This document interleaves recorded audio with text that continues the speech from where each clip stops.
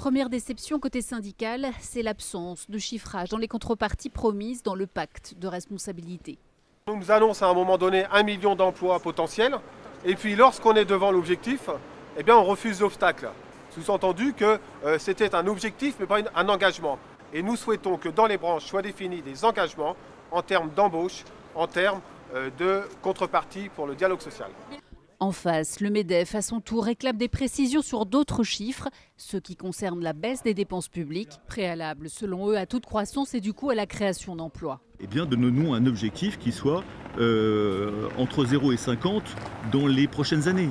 Je crois que ça n'a pas été du tout précisé. Et en effet, vous savez, la baisse des dépenses publiques, c'est la clé de voûte de ce pacte de responsabilité. Quant à Force ouvrière, le syndicat reproche avant tout que la remise à plat de la réforme fiscale n'ait pas été évoquée. Il y a un truc qui a disparu aujourd'hui, c'est la fiscalité des ménages. Donc la notion même de grande réforme fiscale à laquelle nous tenons.